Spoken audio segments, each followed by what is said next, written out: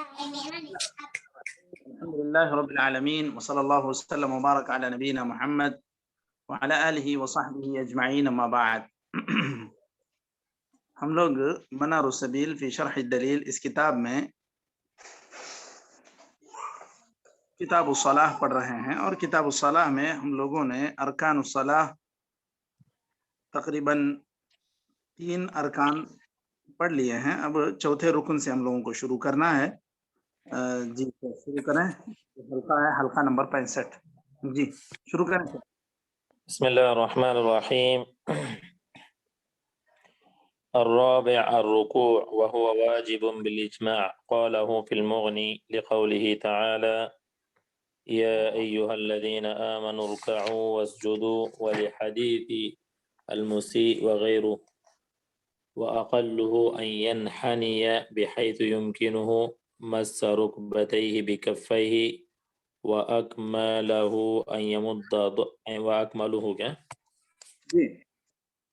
أن يمد ظهره مستويا ويجعل رأسه حياله، لحديث أبي حميد أن رسول الله صلى الله عليه وسلم كان إذا ركع أمكن يديه من ركبتيه ثم حشر ظهره، وفي لفظ فلم يصوب رأسه ولم يقنع، حديث صحيح. الخامس الرفع منه ولا يقصد غيره، فلو رفع فزعا من شيء لم يكفي. السادس الاعتدال قائما، لقوله صلى الله عليه وسلم للمسيء في صلاته ثم ارفع حتى تعتدل قائما ولا تبطل إن طال، لقول أنس كان النبي صلى الله عليه وسلم إذا قال سمع الله لمن حمده قام حتى نقول قد أوهم، الحديث رواه مسلم. السابع السجود، لقوله تعالى واسجدوا، کافی ہے کیا؟ پڑھیں اور پڑھیں. وقوله صلى الله عليه وسلم ثم اسجد حتى تطمئن ساجدا، وأكمله تمكين جبهته وأنفه وكفيه وركبتيه وأطراف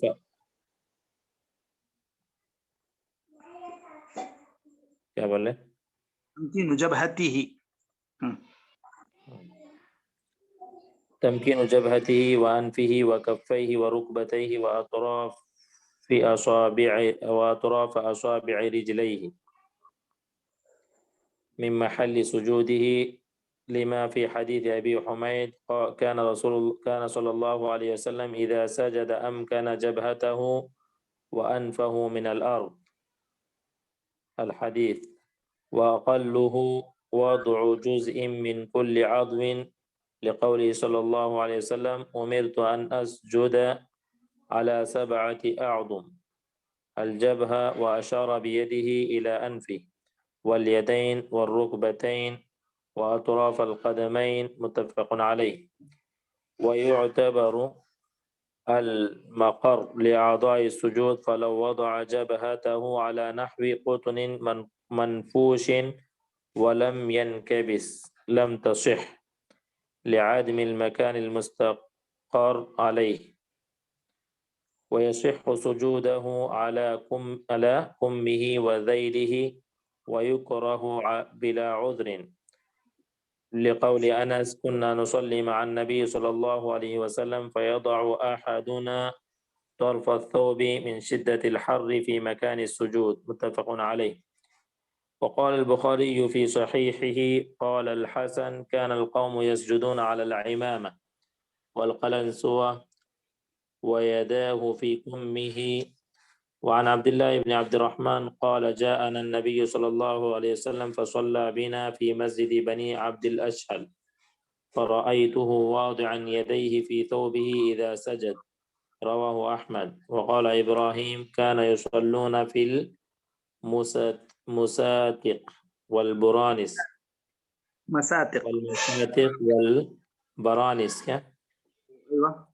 والطيالس ولا يخرجون أيديهم، رواه سعيد. ومن عجز بالجبهة لم يلزمه بغيرها لأنها الأصل فيه، وغيرها تبعا لها، لحديث ابن عمر مرفوعا إن اليدين يسجدان كما يسجد الوجه فإذا وضع أحدكم وجهه فليضع يديه وإذا رفعه فيرفعهما جی رواه أحمد وأبو داود والنسائي وليس المراد وضعهما بعد الوجه بل أنهما تابعان له في السجود وغيرهما أو لا أو مثلهما ويومئ ما يمكنه لقوله صلى الله عليه وسلم إذا أمرتكم بأمر فأتوا منه ما استطعتم. الثامن الرفع من السجود. ٹھیک ہے، کافی ہے، کافی 8 کافی ہے. 3 پڑھے تھے، اب آج ہم لوگ 5 اس میں ابھی قرات کر لیے ہیں. چلیے بسم اللہ الرحمن الرحیم الحمد للہ رب العالمین وصلی اللہ وسلم وبارک علی نبینا محمد وعلی آلہ وصحبہ اجمعین اما بعد. ہم لوگ منار السبیل فی شرح الدلیل اس کتاب میں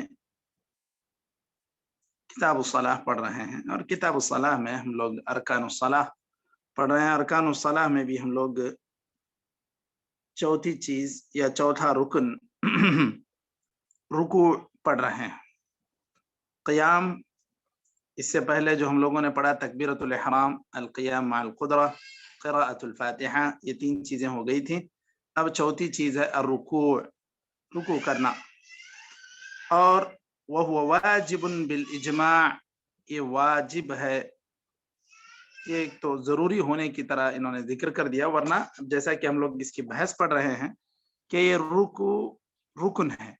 اگر کوئی انسان نماز پڑھے رکوع نہ کرے تو پھر گویا کہ اس کی نماز مکمل نہیں ہوگی. اللہ تعالیٰ کا ارشاد ہے یا ایھا الذین آمنوا ارکعوا واسجدوا واعبدوا ربکم. اور حدیث میں بھی، حدیث المسیء میں یہ چیز ذکر کی گئی ہے کہ تم رکوع کرو، ثم ارکع حتی تطمئن راکعا، ایسی بات حدیث میں کہی گئی ہے. اس کے بعد رکوع کی کیفیت کیا ہوگی اس کو ذکر کر رہے ہیں.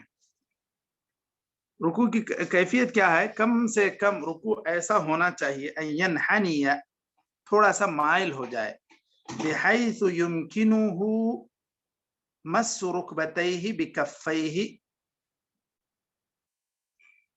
آدمی جو معذور ہے، جس کو پوری طرح رکوع کرنا مشکل ہے، تو اس کے لیے ایک القدر المجزئ یہ ہے کہ وہ جھک جائے، اور اتنا جھکے کہ اس کو گھٹنوں کے اوپر ہاتھ رکھنا یا گھٹنوں کو چھونا اپنے ہاتھوں سے ممکن ہو جائے. وَأَكْمَلُهُ أَن يَمُدَّ ظَهْرَهُ مُسْتَوِيًا.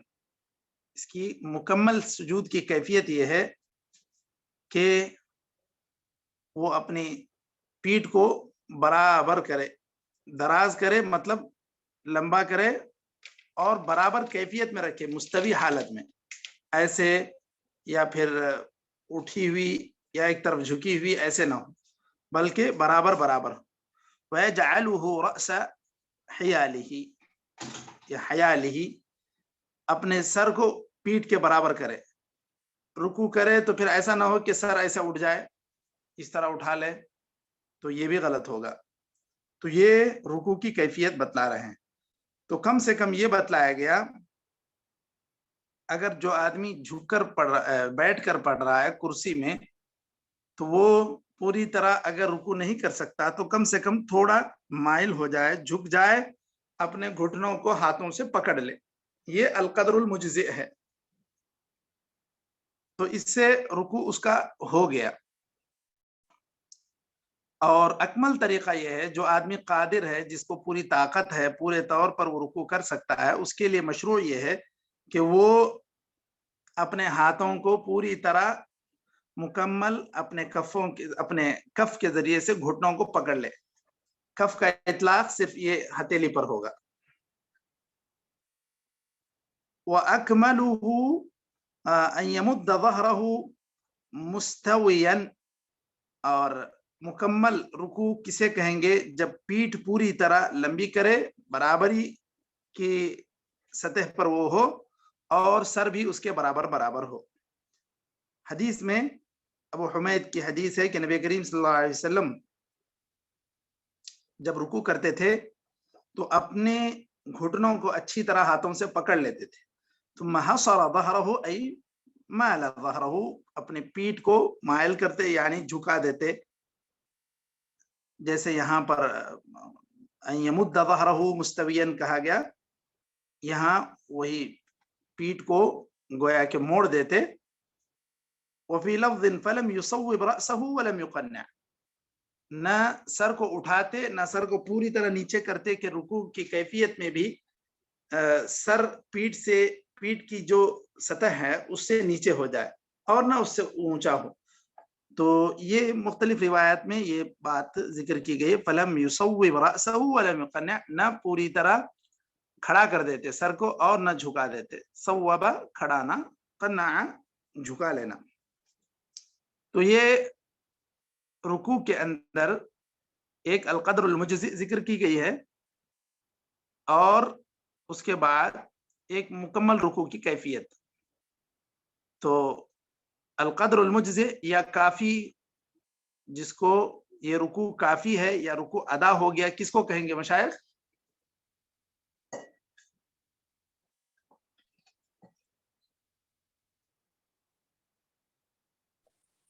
جی استاد، اگر یہ کہیں کہ بھائی کم سے کم رکوع ان کا ادا ہو گیا ہے، کس حالت کو کہیں گے؟ کیسے انسان کرے گا تو کہیں گے کہ ان کا رکوع ادا ہو گیا؟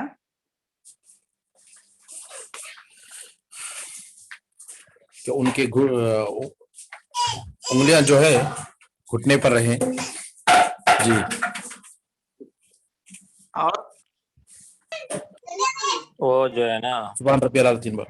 ہاتھ گھٹنے تک پہنچنا، قدر المجزی۔ اور جو اس کا رکن ہے نا، وہ مین رکن ہے، سبحان ربی العظیم 1 مرتبہ تو بولنا ہے، اور وہ استغفر اللہ۔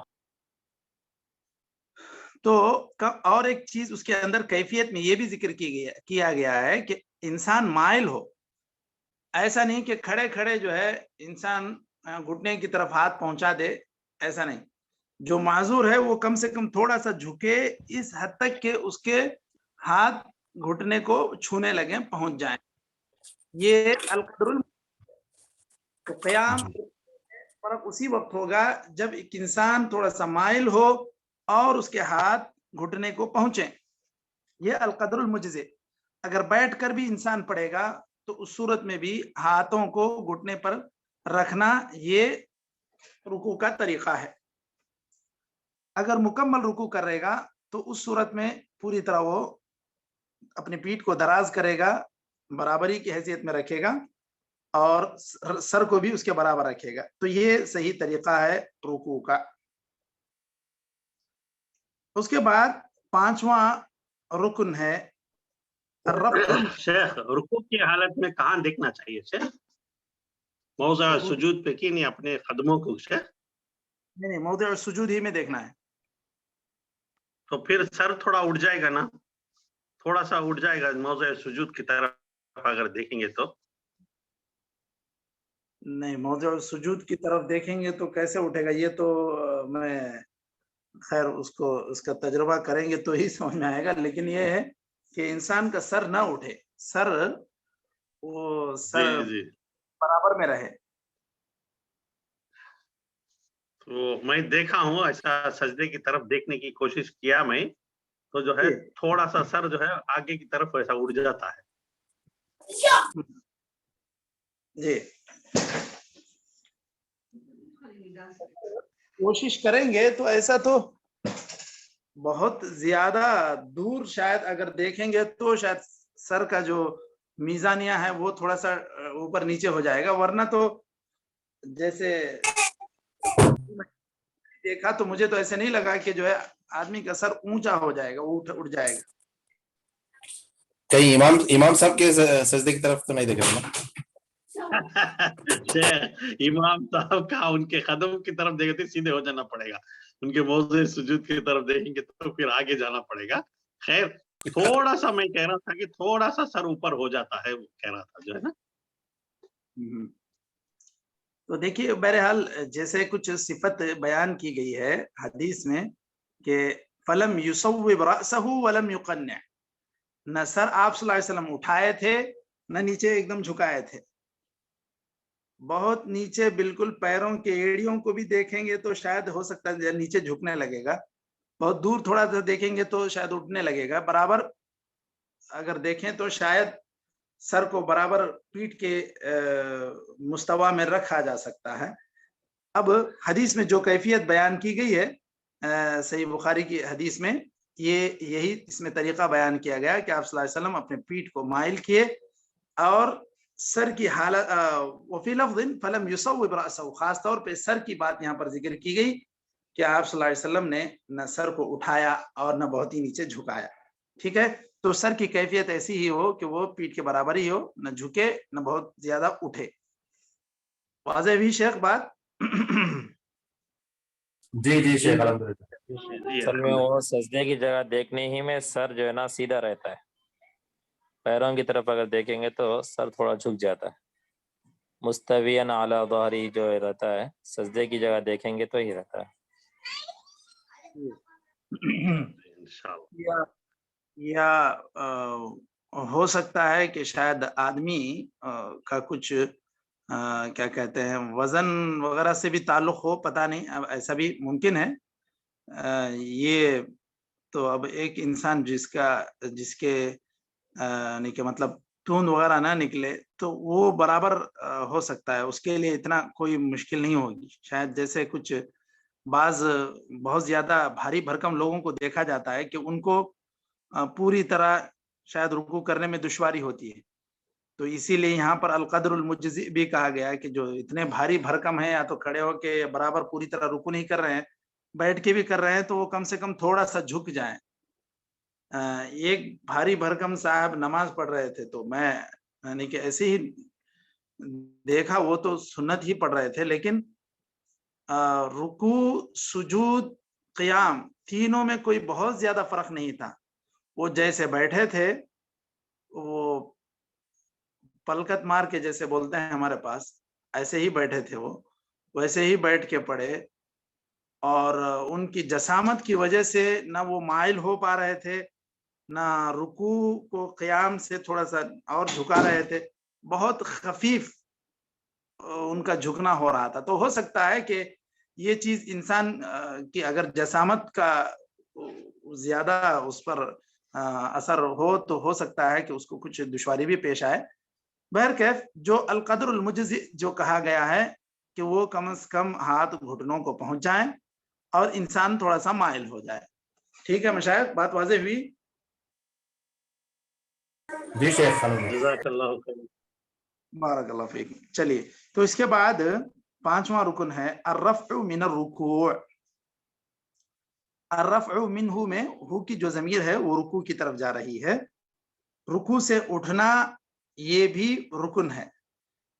बसा औकात शायद कुछ लोग जल्दी जल्दी में कभी तरावी वगैरह में जहाँ एकदम तेजी से पढ़ते हैं, बहुत सारे लोग इमाम साहब सर उठाएंगे, उठा के फिर वो रुकू में जाने तक ये रुकू से थोड़ा सा आधा उठे कि फिर चले गए सजदे में, इस तरह करते हैं, तो वो पूरी तरह उठने में शुमार नहीं होगा अगर रुकू से पूरी तरह नहीं उठेंगे तो।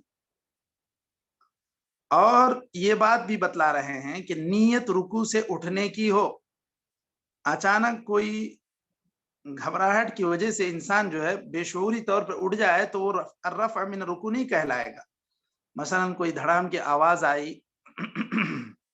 इंसान घबरा कर जो है रुकू में से उठ गया चौंक कर, तो वो अर्रफ़ मिन रुकू नहीं शुमार होगा। उसको चाहिए कि वो पूरे शुऊर के साथ उठे, पूरे शुऊर के साथ उठे रुकू से, क्योंकि ये रुकन है। वाज़ेह हुई मशाइख बात? जी शेख। उसके बाद छठा रुकन अस्सादिस अल-इअ्तिदालु क़ाइमन,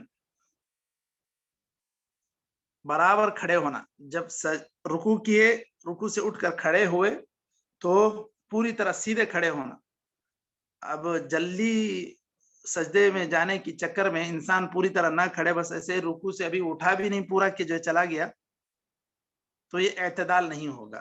ایک تو پہلے بہت زیادہ کوئی انسان جلدی کرے گا تو وہ پوری طرح مکمل اٹھتا بھی نہیں ہے، تو ایک تو وہ رکن میں بھی خلل ہو جائے گا. اس کے بعد رکوع سے اٹھنے کے بعد سیدھے کھڑے ہونا ہے، جو آپ صلی اللہ علیہ وسلم نے حدیث المسیح میں کہا ثم ارفع حتى تعتدل قائما، برابر سیدھے کھڑے ہو جاؤ.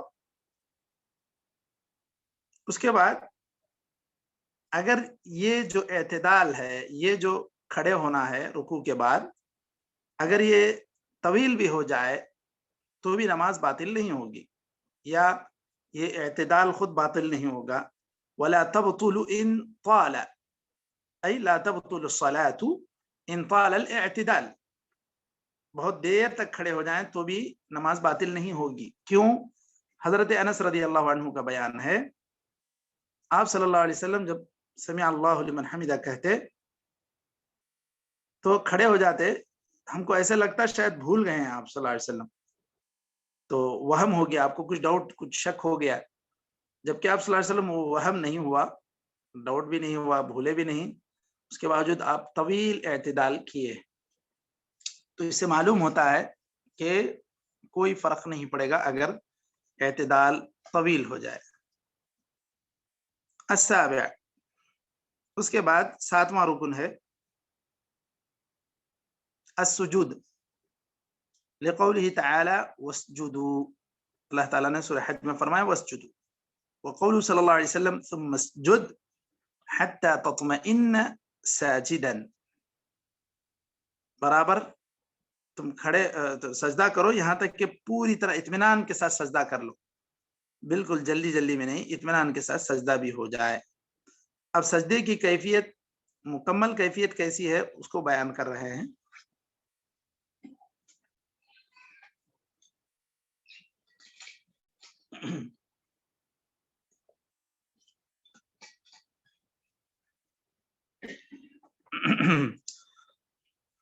وَأَكْمَلُهُ أي أكمل السجود تمكين جبهته وأنفه وكفيه وركبتيه وأطراف أصابع رجليه من محل سجوده.